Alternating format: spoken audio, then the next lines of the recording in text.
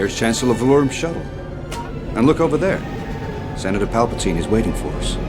Valorum's shuttle is an Eddicus-class. Not much is known about this one, and for good reason. This, a boring ship for boring people, had escaped from the lore. The only thing anyone could know is what you see on screen. That was the case until about 2005, the year the internet was invented. The official Star Wars website included a way for you to give it money. They called this hyperspace, and it came with many benefits. A forum where you have to pay money before you can post, a concept which has never been attempted before or since.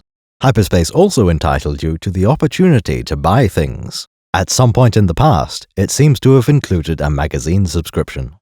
The most interesting thing about the Hyperspace fan club is called What's the Story?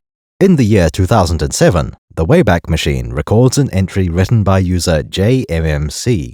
Everything about the Eddicus-class shuttle originated here.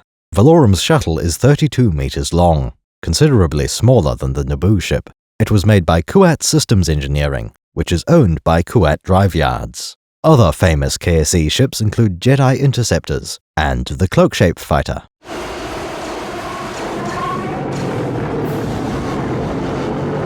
On Earth, the most popular example is Slave 1, Fett's Firespray class.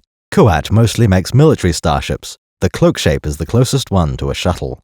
The Eddicus and Cloak-shape are both designed for use in an atmosphere. While I'm sure the ship is airtight, it's only a planetary shuttle. There will be no hyperdrive aboard, no support for leaving the star system. The Eddicus shuttle has two notable features, and one of them is the door. At the front of the vessel, there is a small tower with a clear dome.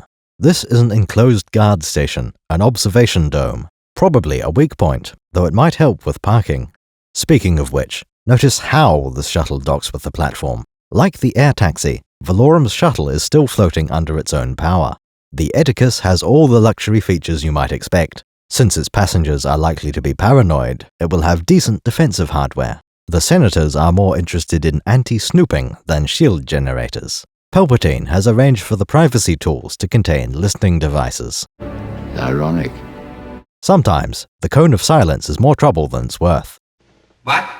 There is one questionable part of the shuttle's lore. The class is named after Anwis Eddicus, an old Supreme Chancellor. On its own, there is nothing wrong with the name. JMMC has correctly identified a name that had already been established as part of Star Wars. It appears that this comes from the official website in 2002. The shuttle data says that Eddicus ended the Death Seed plague. Fair enough, that would be a good reason for Anwis to be famous. Death Seed is a terrible thing.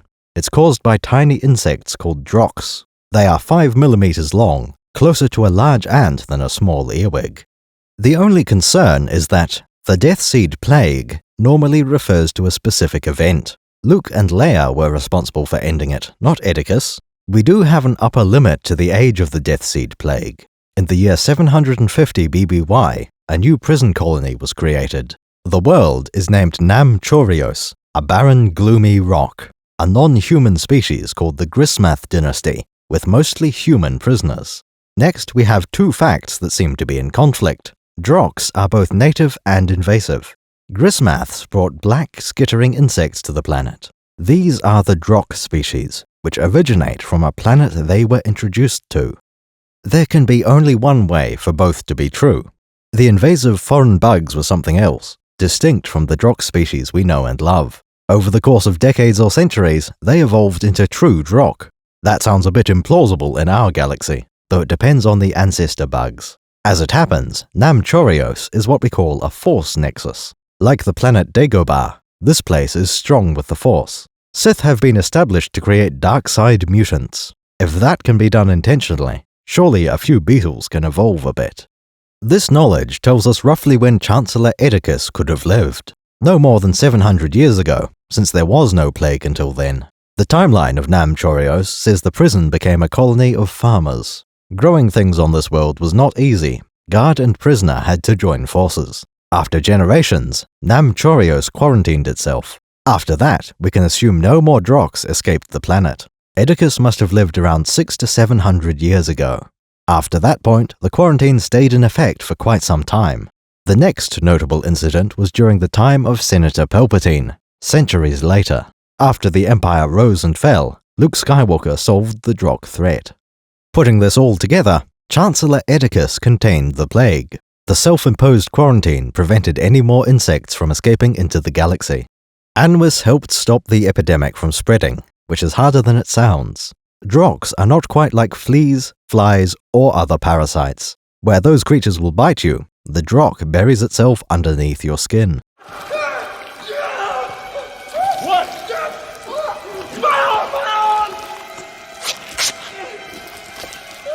Instead of drinking blood, the Droch drains life from its victims. It's not entirely clear if the Death Seed plague is a disease. There are phrases like vectors for the epidemic and caused by insects.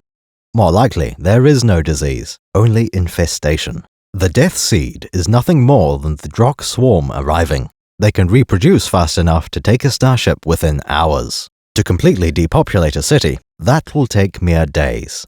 Drochs are killed by sunlight, making Tatooine the safest place in the galaxy. Unfortunately, that also makes spaceships their perfect habitat.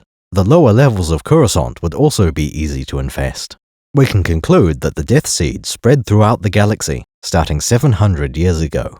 Anwys Eddicus must have created policies to successfully combat the space locusts. Laws against salvage of derelict ships, stricter quarantine protocols. The galaxy will never fully eradicate the Droch menace.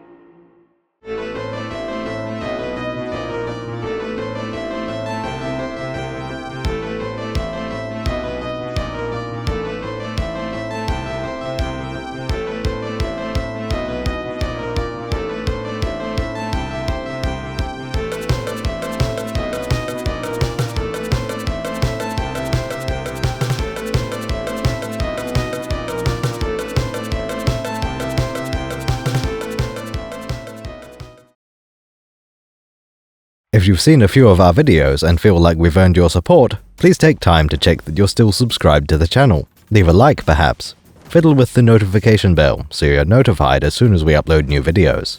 Why not join us on Discord? We promise it's only half as bad as that sounds. But let's not make snap judgments, please.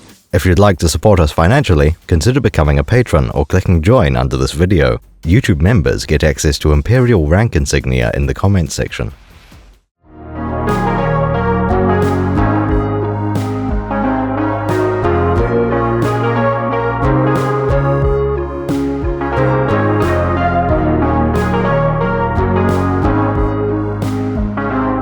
What, you think you're some kind of Jedi waving your hand around like that? I'm a Toydarian. Mind tricks don't work on me. Only money. No money, no parts, no deal.